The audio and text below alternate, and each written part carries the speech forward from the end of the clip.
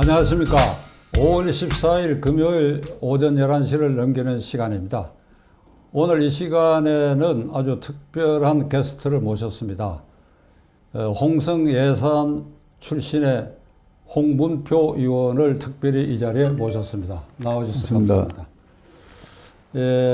시청자 여러분께서는 제가 굳이 홍문표 의원에 대해서 그 신상을 설명 안 드려도 잘 아실 것입니다. 홍성 예산 지역에서 4선 의원을 하셨는데 그 사이사이에 아주 간발의 차이로 이 낙선의 고배를 마셔서 그 지역 유권자들이 아이고 이거 문표를 당선시켰어야 되는데 이런 한탄의 소리를 늘 들었기 때문에 실제로 그를 8선 의원으로 취급하고 있어요. 그 선거구에서는. 그 시청자 여러분들도 잘 아시겠지만 국회의원이 자기 지역구의 민심을 확실히 확보를 해야 됩니다. 그것이 그 정치인의 성장에 이게 밑거름이 되는데 그 점에 있어서 홍문표 의원은 이미 성공을 했고 예산 홍성을 나아가 충청도 일대의 그의 지명도와 지지도를 확산했고 그리고 무엇보다도 현재의 이 제1야당을 90년대 이후에 30년 동안 일관되게 이 당을 지켜오면서 오랜 기간 최고위원, 사무총장 등 당 대표 빼고는 모든 당직, 공천심사위원장을 비롯해서 다 겪은 분입니다.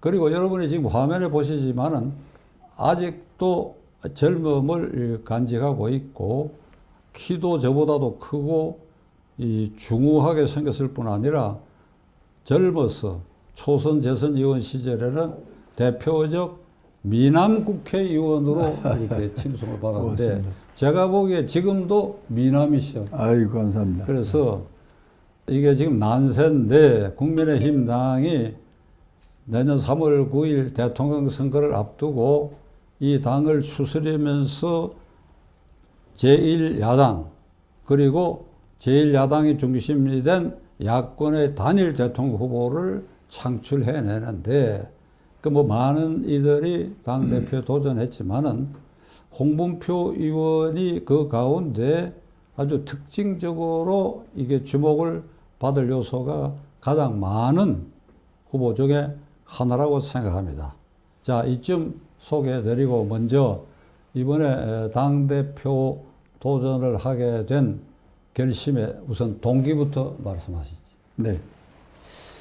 제가 제일 좋아하고 존경하는 우리 박장용 우리 대표님이 직접 옆에서 사회를 봐주셔서 몸둘 바를 모르겠습니다. 참으로 우리 대표님께서 정치적 꿈이 실현됐다면은 아마 대한민국이 이렇게까지는 되지 않았을 것이다 하는 생각을 저는 평소에 갖고 있습니다. 이렇게 존경하고 사랑하는 우리 대표님을 모시고 이 방송에 나온다는 자체가 제가 영광이고 더 이상의 기쁨이 없습니다. 진심으로 감사를 드리고 고맙습니다. 저희 대표의 소견은 저는 두 가지 생각을 갖고 있습니다. 하나는 우리가 살고 있는 이 대한민국이 자유민주주의 국가로 성장 발전해야 되는데 지금 그렇지 않다는 위기감, 또 하나는 국민이 먹고 사는 이 경제 문제가 우리는 시장 경제로 가져야 되는데 사회주의로 가는 경제, 이것이 불안하고 이 나라의 위험의 신호가 지금 밝혀지고 있다 하는 부분에 위기감을 느끼고 있다는 것. 또 하나는 우리 당의 내부의 문제입니다. 5번의 비상대책위원회를 거치다 보니까 우리 당에 지금 정체성이 거의 사라져 있습니다. 응집력도 없습니다. 조직력도 거의 파산되다시피 했고 그리고 정책을 생산할 수 있는 능력도 거의 없습니다. 이렇다면은 이런 모습을 갖고 과연 정권을 창출할 수 있느냐 하는 내부적인 또 개인적인 그런 마음에서 요번 제가 그동안 살아온 것 모든 것을 투신해서 이 당도 좀 바로잡아서 능력과 그리고 정권을 탈환할 수 있는 그런 정당으로 만들고 또 그 바탕에서 이 문재인 정권의 사회주의 좌파 정권 이거를 마무리 짓는 이것이 저희 소명이다. 그런 생각을 가지고 전당대회 대표로 출마했다는 말씀을 먼저 드립니다. 지금 이번에 선출될 당대표는 내년 3월 9일 대통령 선거를 치르는 임무, 그중에는 당의 후보 선출 그리고 밖에 있는 유력한 후보의 영입 그리고 단일화 문제 등 굉장히 까다로운 문제가 지금 당장 걸려 있습니다. 그러니까 이 문제에 대한 그 홍 의원의 특별한 생각이 어떠신지 말씀해 주시기 바랍니다. 뭐 저와 경쟁을 하는 후보들이 다 훌륭합니다만은 제가 좀 나름대로 자랑 삼아 말씀을 드리고 싶은 것은 이번 당대표는 10개월짜리입니다. 아주 짧은 기간입니다.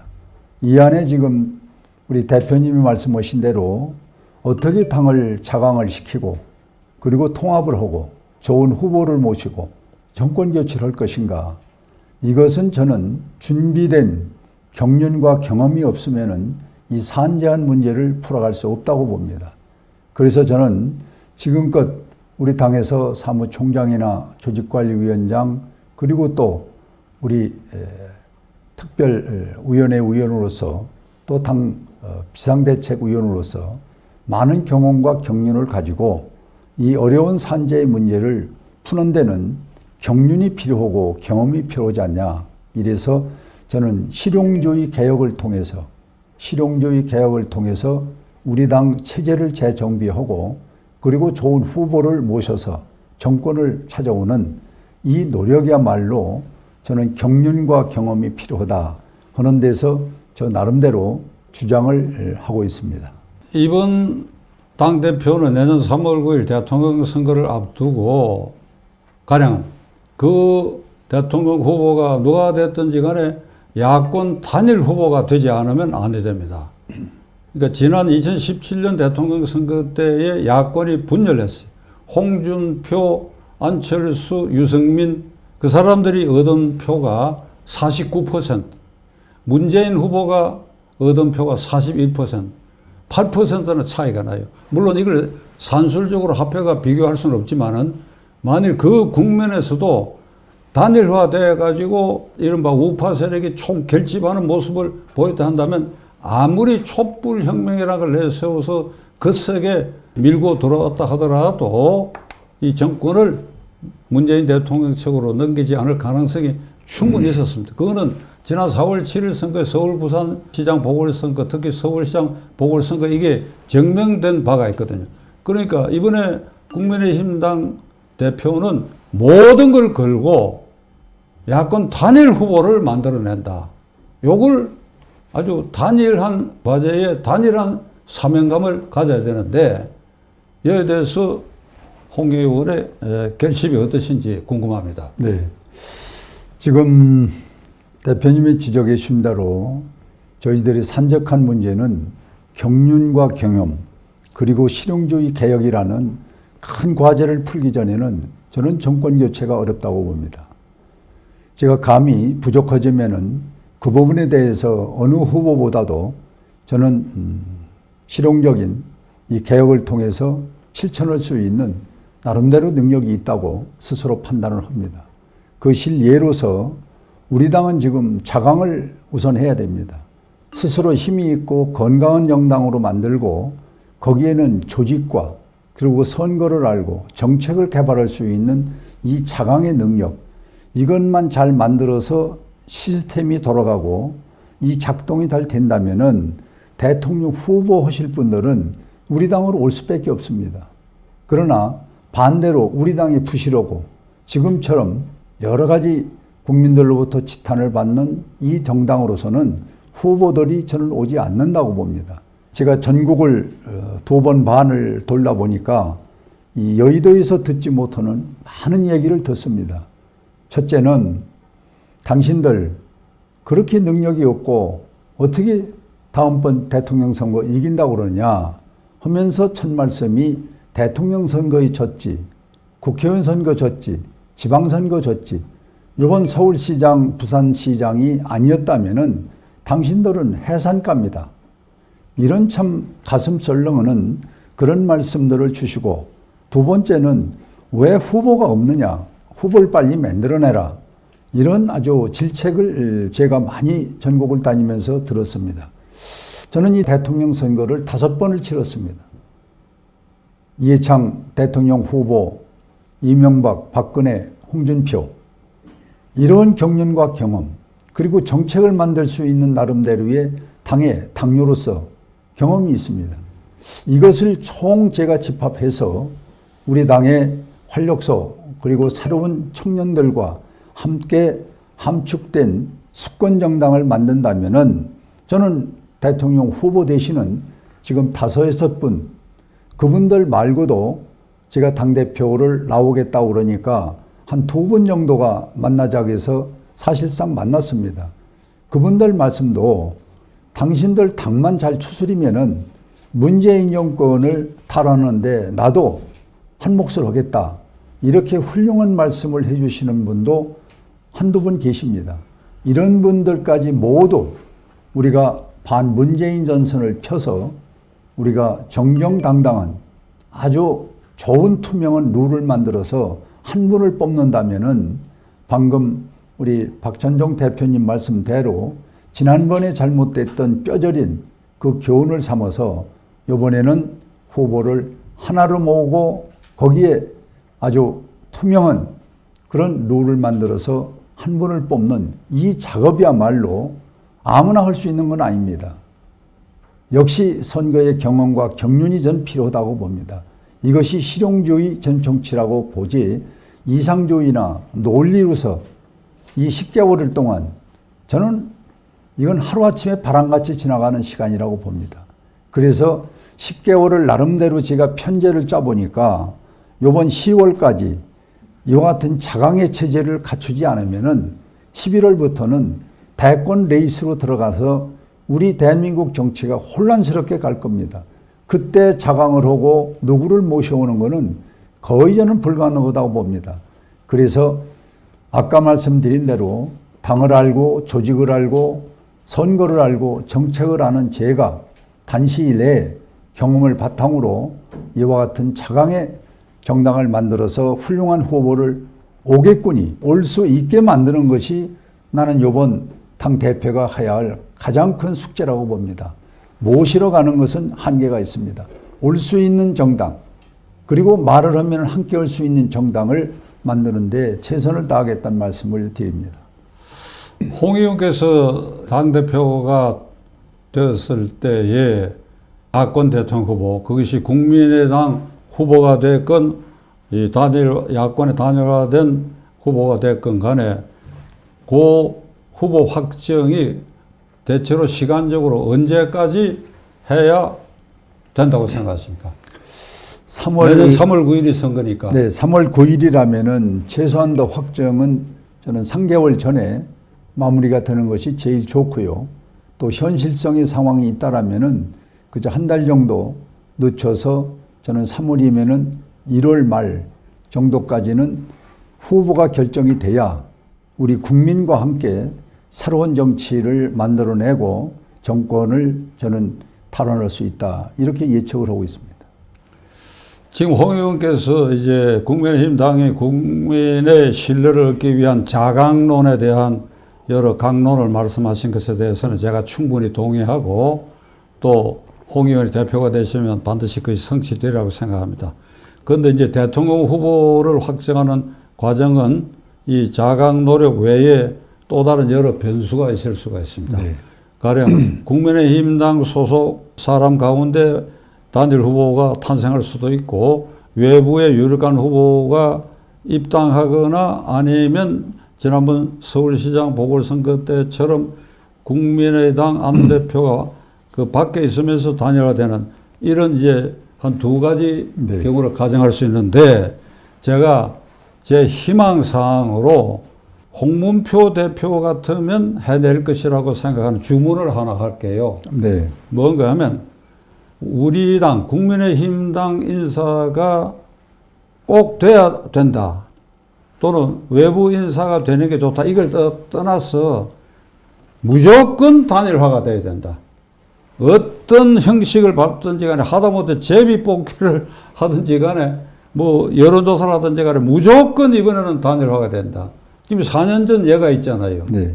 분열해가지고 세 사람이 49%를 얻고도 42%짜리가 대통령 돼가 지금 이 생고생을 하는 것을 생각해 보면 홍문표 대표다. 이 단일화에 내가 모든 걸 걸겠다. 오늘 어떻게 이렇게 한번 약속해 보시죠. 모든 걸 걸어, 모든 걸. 네. 모든 걸 버리면 모든 걸 얻을 수 있다는 그런 명언을 저는 머릿속에 항상 생각을 가지고 있습니다.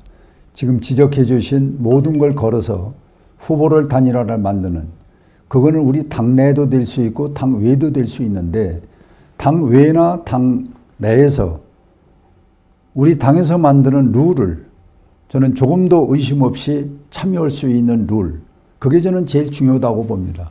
당을 중심으로 해서 이 룰을 만들어 놓으면은 외부에 있는 분들은 조금 내가 거기 들어가서 희생을 당하고 후보가 안 될 것 아니냐, 그런 생각을 가질 수 있습니다.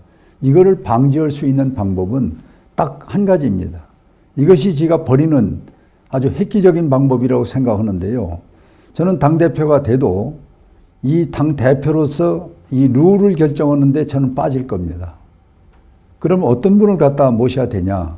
지금 옆에 계신 우리 박찬종 대표 같은 분, 또 우리 국민들 모두가 다 선호하고 훌륭하다고 인정하는 분을 저는 공천심사위원장을 외부에서 우리 당론이나 국민들의 눈으로 이분이 온다면은 그건 확실하다, 이런 분을 모시고 저는 대표로서 빠질 겁니다.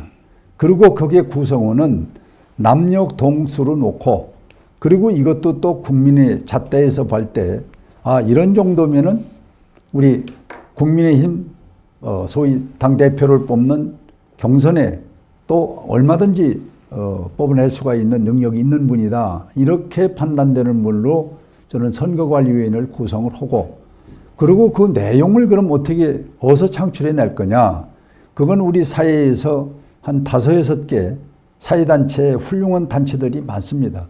거기에 의뢰를 할 것입니다. 그러면 거기에서 좋은 안을 나온 거를 이 후보들 5-6분 하고 공천심사위원들 하고, 그리고 저는 빠지고, 거기에서 일주일이고 열일이고 거기에서 이제 숙성을 시키고 논의를 해서 안을 1, 2, 3으로 만들었다. 그러면 거기에서 최종적으로 투표를 하든 한 사람을 뽑아내는, 이렇게 확실하고 투명하고 아주 누가 봐도 공감을 가질 수 있는 이런 대통령 후보를 만드는 기구가 저는 제일 중요하다고 봅니다. 이 기구를 공명정대하고 투명하게 만든다면은 당내에 있는 후보나 당외 후보가 모두 나는 참여할 수 있다고 봅니다. 이렇게 해서 저는 공정 룰, 투명한 룰을 만드는 것이 당내, 당외에서 후보가 함께 할 수 있는 것이다. 이렇게 해서 저는 후보를 뽑게 되면은 저는 틀림없이 내년 3월 9일 날 정권을 창출할 수 있습니다. 그런데 지금 혹간의 많은 시중에서 제3위 정당 얘기가 나오는 것은 참 저희들로서는 참을 수 없는 아주 불쾌한 것이죠. 그래서 저는 그것은 있을 수 없는 일이고, 지난번에 홍준표, 유승민, 안철수 세 분이 나와서 52만 3천 표를 더 받고도 우린 정권을 문재인 정권에 뺏겼습니다. 이런 뼈저린 과거를 우리가 보더라도 이번만은 후보가 흩어져서 안 되고, 후보가 참여해서 내가 안 됐어도 승복하는 룰, 저는 이 룰이 가장 중요해서 저는 이 룰에 빠지겠다. 그리고 국민들이 가장 선호한 분으로 위원장을 모시고, 그리고 거기에 구성원은 남녀 동수로 놓고, 그리고 사회에서 많은 경륜과 경험을 가지고 있는 분들로 모든 심사와 거기에 나와 있는 내용을 거기에서 숙성을 시키고 거기에서 논제로서 해결할 수 있다면은 저는 어느 후보가 탈락이 돼도 저는 그걸 승복하리라고 봅니다. 이런 안을 만드는데 저는 경륜이 있고 경험이 있고 때로는 결단을 가진 이런 우리 당의 소위 당대표, 이것이 절실히 필요한 것 아닌가 해서 강조의 말씀을 드립니다. 지난번 4월 7일 그 서울시장 후보 단일화 과정도 아슬아슬했습니다. 일부에서 3자 필승론을 끝까지 주장한 사람이 있는데 그는 회왕꾼이지요. 그러니까 2017년에 홍준표, 안철수, 유승민 이렇게 각각 나오는 걸 내년 선거에서 우리 어쩔 수 없다. 국민의힘 당은 A, 또 뭐 지금 홍 의원이 말씀하신 제3당이 나오면 그건 또 B, 또 C 이렇게 나오면 어쩔 수 없다. 이거를 어쩔 수 없는 것이 아니라 이건 절대 용납할 수 없다고 하는 것을 홍 의원이 당대표가 되면 국민의힘 당 대표로서가 아니라 자연인 홍문표가 이걸 묶어내는데 모든 것을 건다. 이제 그 결의를 할 수 있다고 저는 믿습니다. 그리고 홍 의원 선거구가 예산 홍성인데 시청자 여러분들 잘 아시죠? 우리나라의 가장 중심적이고 핵심적인 항일 투사를 만들어낸 곳이 예산 홍성입니다. 예산의 윤봉길 이사, 홍성의 청설리 전투의 영웅 김좌진 장군을 배출한 곳이니까 그 DNA가 나는 홍 의원에게 있으라고 생각하고 그걸 위해서 홍 의원이 모든 걸 사의적생의 각오로 하겠다. 자건 이 점에 있어서는 저는 홍 의원을 후보 단일화까지를 믿고자 합니다. 시간이 꽤 흘렀습니다. 다음 화두로 어제 오늘 방송에 국민의힘당 홍문표 의원이 TBS의 그 문제에 털 많고 탈 많은 털 많고 탈이 많은 김어준 씨를 비판했고 또 오늘 아침 방송에는 문재인 대통령이 이게 이좀 민심을 이러면 탈당해야 되느냐가 아니냐 이런 발언을 했습니다. 네, 그 배경에 대해서 한 말씀. 네, 저는 참 안타까운 걸 갖고 있습니다. 이 김어준 방송이 KBS, MBC보다도 3배, 4배의 시청률을 갖고 있다. 왜 그럴까? 그런데 우리 국민의힘이나 우리 야당에서는 그 방송에 갈라고 안 해요. 그리고 뒤에서 불만을 합니다. 저는 이런 논리는 참으로 저는 좋지 않게 생각을 합니다. 문제가 있으면 문제의 현장에 뛰어 들어가야 됩니다. 그게 난 용기고 현장 정치라고 봅니다. 그래서 제가 한 10개월간 이 김어준 방송에 출연을 해서 많은 충돌을 하고 많은 문제 제기를 해서 바로잡은 것도 많이 있습니다. 그러나 최근에 보니까 김어준 방송이 66.7%가 편파 방송을 한다는 거예요.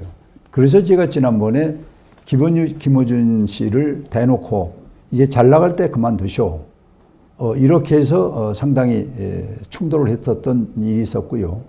또 제가 그저께는 이 방송에 나가서 이런 얘기를 했습니다. 대통령께서 지금 29%에서 조금 올라갔다 내려갔다 하는데 5월 30일까지 만약에 20%의 초반이 되면은 이제 국정을 이끌 수 있는 능력이 상실된다. 국민이 인정을 안 한다. 이게 민주주의 국민의 소리다. 그렇다면 대통령을 사임해야 된다. 하는 전제의 얘기를 했고, 요번에 이제 그 세 분의 장관을 놓고 참 이야기를 하고 있는데, 아시다시피 29분의 장관을 대통령이 일방적으로 임명을 했습니다. 그게 국회 이슬람만 나온 거죠.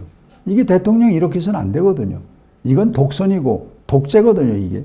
그런데 요번 세 분을 자기들 마음대로 또 한 명은 탈락시키고 두 명은 또 한다는 것은 이것도 또 아직까지 이 문재인 대통령이 정신을 못 차린 겁니다. 국민의 소리를 안 듣는 겁니다. 그래서 탈당을 하시고 민주당 탈당하고 거국내각을 해라. 그리고 나머지 1년 동안은 진짜 국민을 패갈르지 말고 갈라치기 하지 말고 화합하는 그런 대통령 모습으로 가야만이 그래도 임기를 채울 수 있다. 그렇지 않으면 저는 임기 채우기가 쉽지 않다고 봅니다. 그래서 임기를 국민과 함께 채우려면 민주당을 탈당하고 그리고 거국내각을 해서 국민과 함께 화합 정치를 하는 그것이 또 이 코로나를 저는 코로나 계엄령이라고 부릅니다만은 이 코로나 전국을 빨리 수습하는 것도 민주당 탈당하고 국민 입장에서 이 백신에 대한 정책적인 특단의 조치를 미국과 함께 했으면 좋겠다 하는 이야기를 어제 드린 바가 있습니다. 문재인 대통령 지지율은 지금 홍 의원이 말씀하신 29%까지 내려왔다 하는 그게 관변 여론조사 기관, 관변 여론조사 두 개, 리얼미터하고 갤럽인데 관변 여론조사 기관이라고 하는 것은 그 여론조사를 매주 위탁하는 기관이 관변 기관이라는 겁니다. KBS, YTN. 그러니까 여론조사 회사로서는 여론조사 해달라고 주문하는 데가 정부 측이니까 이게 지난 주일에 29% 됐다. 어제 발표에 34%, 5% 오른 거, 나 이거 지난 주일에 뭘 잘해가 5% 오릅니까? 제가 오래전부터 얘기한 바가 있는데 국민의힘당 여의도 연구소에서는 왜 여론조사 안 하는지, 왜 관변 여론조사 기관 두 개에서만 조사한 걸 가지고 금가옥조처럼 보도를 하는지. 제가 보기에는 문재인 대통령 지금 10% 후반, 그렇습니다. 20% 초반까지 내려앉았어요. 그러니까 그 부분 생각하고 이렇게 해야 하는 홍 의원이 아주 정답을 말씀하셨습니다.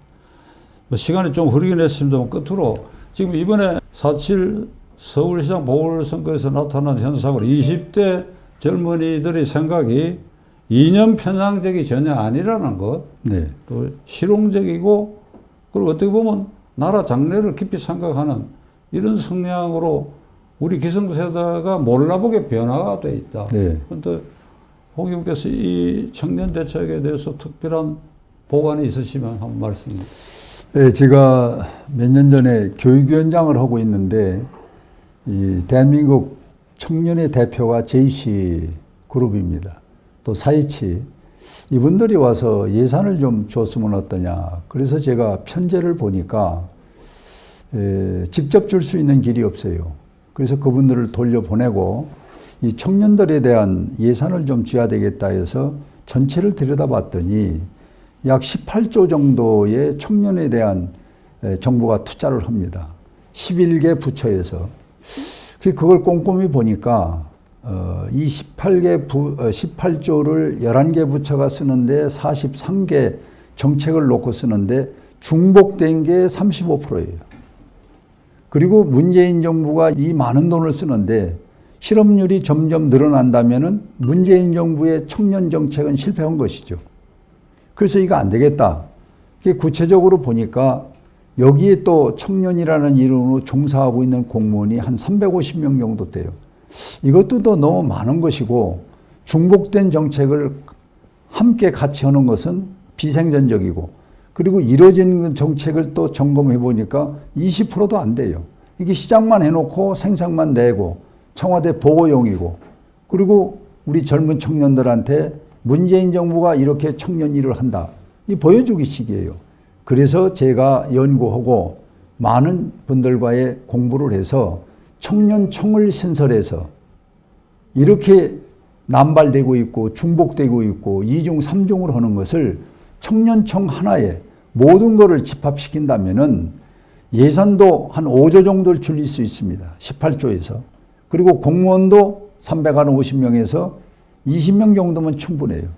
그리고 집중적으로 정책을 다룰 수가 있고, 그리고 효율성을 금방 체크할 수가 있고, 이런 청년청 신설을 해서 만든다면은 대한민국의 청년이 제도를 만들어주고 예산을 뒷받침해 준다면 청년이 청년답게 일할 수 있는 체계적인 대한민국이 되지 않겠는가 하는 생각에 몰두를 해서 작년 6월 1일 날 이 대표 선거와는 전혀 관계없이 제가 평소에 청년 문제를 관심 갖던 터에 6월 1일 날 제가 법안을 내서 지금 행안위원회에서 청년청 신설에 관한 법안을 지금 논의 중에 있다는 말씀을 드리고요. 여기서 나는 중요한 것이 이런 청년 정책을 정부는 실패했고 우리 야당도 지금 없습니다. 여당도 없고, 또 여기서 내가 참 강조하는 것은 청년들도 청년 정책을 좀 공부해서 만들어라, 이런 얘기예요. 그러면 누가 이 청년 정책을 만들 겁니까? 전부 구호성에 불과한 거예요. 청년의 중요성은 이미 알고 있으니까 청년, 그리고 뭐 희망, 대한민국의 미래 다 말은 하는데 제도를 만들고 법을 만들고 예산을 만들어서 진정한 청년들이 일자리, 그리고 그들의 주택 문제, 그리고 결혼 문제, 이런 것들이 다 들어있는 청년청 신설, 이 부분을 만약에 제가 대표돼서 또 대표가 안 돼도 이미 저는 법안을 내놓았기 때문에 이걸 성사를 시킬 겁니다. 이렇게 해서 우리 당에서 당론으로 청년청 신설에 관한 이 법을 만들면 우리 청년들이 우리 당을 보고 꼰대 정당이니 늙은 정당이니 저는 이야기를 못 한다고 봅니다. 이게 저는 개혁 변화라고 봅니다. 좋은 말씀 하시는 동안에 시간이 꽤 흘렀는데 이제 마지막으로 이 시청자들과 또 이 프로그램을 시청하실 국민의힘 당 전국의 당원들에게 마지막으로 하실 말씀 있으시면 하시지요. 네. 국민 여러분 그리고 당원 동지 여러분, 6월 11일로 잠정적으로 전당대회 날짜가 다가왔습니다. 아까 서두에서 말씀드린 대로 10개월짜리 당대표 어떻게 정권을 창출할까? 저는 말로는 안 됩니다. 또 감성으로도 안 됩니다.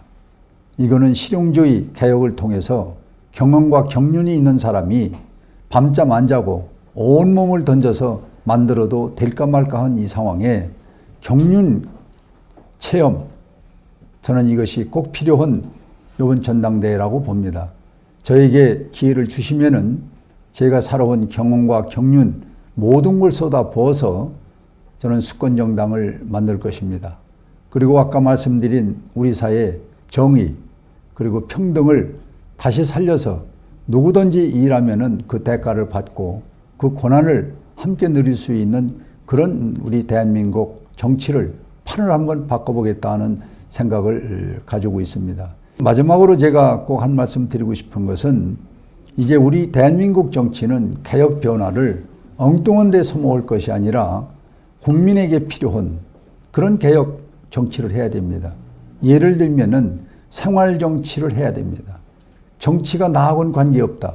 내가 어려운 것, 내가 고통스러운 것, 우리 집 앞에 문제가 있는 것을 정당이 해결해주고 정치인이 해결해준다면 그게 생활 정치입니다.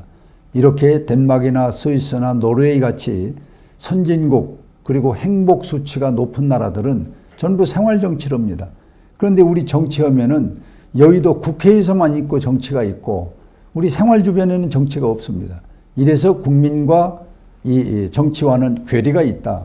이거를 제가 대표가 되면은 우리 당만이라도 전면적으로 생활 정치를 해서 바로 나의 어려움을 우리 국민의힘이 해결해 주는 그런 정당으로 발전시키는 거기에 모든 집중을 해서 이것이 난 개혁, 변화, 이것이 우리 국민에게, 우리 당원들에게 제가 할 일이다 하는 사명을 가지고 있습니다. 저에게 마음을 좀 주시고 정을 주시고 박수를 주시면은 제가 말씀드린 이러한 문제를 하나하나 행동으로 실천하는데 최선을 다하겠다는 약속을 드립니다. 감사합니다. 오늘 홍문표 의원의 살아온 경력, 정치인의 경력을 여지없이 여러분들이 보셨으리라 생각합니다. 중후하고 소신에 찬 그 의견에 여러분들이 많이 찬동하시라고 믿습니다.